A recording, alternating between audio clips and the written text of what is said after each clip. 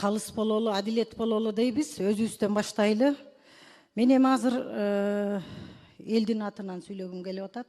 Эл өкүлү болгондон кийин мына 2 күндөн бери Кыргыз мамлекетинде элдин баары түмөн түйшүктүү ойдун төгөрөгүндө эл абдан кыжаалат болуп турат. Бул эмне болуп кетти деп. Ушунчалык саясат тездик менен өнүгүп атат. Саясий кырдаал, саясий абал кандай болгон учурда дагы адилеттикти тутсак, бирөөнүн артынан бычак сайып иш кылганды токтотсок, мамлекетте саясаттын эң чоң чордону саясат ушул жерде болот. Мен мына кече күндөн бери айтып атам. Ушул жерде коллегалардын баарына. Ай, каглайындар, төрагабыз турат. Нары бери чуркап, артынан бычак урмай токтотолу. Парламентте төрага эч бөлүп жарган жок. Адилеттик үчүн айтып коеюн мен. Бардыгына тегиз мамиле кылды. Кана кимди бөлдү, кимди жарды чыгып айткыла. Келгиле, А деди эм Б дейли. Кимиңерди бөлүп жарды? Көрүнгөн ушакты, көрүнгөн саясатты зуулдап жеткирип аткандар болду. Бетке айталы да. Бетке айталы. Эл бизди карап турат азыр. Ушу 2 досту да уруштурган ушу ушакчылар болду. Президенттин жанындагы вице-премьер-министр кече чыгып алып айтып атат.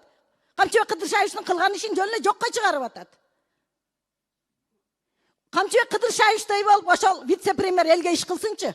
Соц тармактын бир маселесин түшүнбөй туруп, жөн эле блогер жүгүрүп чыгып, тиги чакырык жасап атат.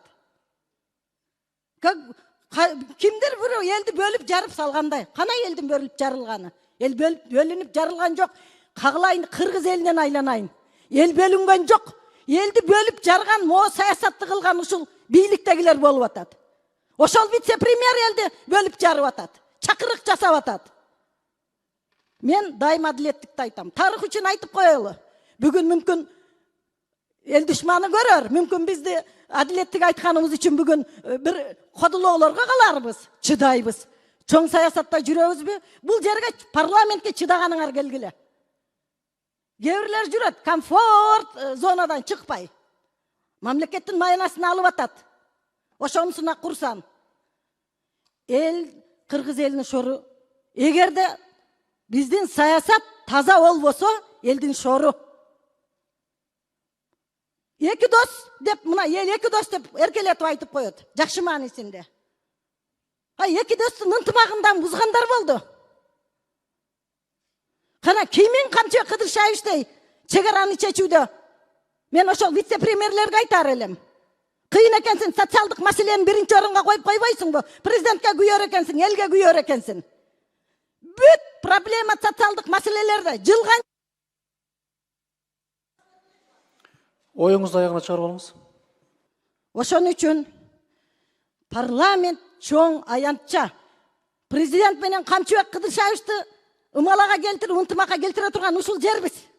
Кегиле бир кайрылуу кылалы. Токтотолу. Эл бир атасынан айрылып калгандай абдан кыжаалат болуп чалып атышат. Токтотолу, эми ачуучундукты кимдир бирөө айтыш керек. Мына мен ошол туруп берейин. Келиңиздер, барыбыз чогуу бир президентке кайрылуу жасайлы. Болбойт мындай деп. Чогуу келдиңер. Оор учурларда чогуу көтөрдүңөр жүктү. Жөн эле ушинтип эле Камчыбек Кыдыршаевич жөнөкөй киши эмес, айланайындар. Кечетен бери күтүп атам да ушул жерде жанында жүргөндөр ошо кишинен. Бүт жыргалын көргөндөр жанында жүрүп. Бир гана Үмбеталы чыкты, рахмат Үмбеталыга. Мен кечетен бери ойлонуп атам, кимдир бирөө айтар бекен, жигиттерден кимдир бирөө мындай чыгып, ушул 2 дос урушпаш керек, жараштыралы деген сөздү айтар бекен деп аттым эле кечетен бери. Мына ошонун курмандыгы болуп отурат төрага. Бул кишинин мен бир канча жолу эч кимди сатпаган, бир канча жолу күбө болгонмун. Жигит деген жигитче кетет монтип. Мына өзүнүн арызы менен кетип атат. Мына азыр угуп отурабыз бардыгыбыз.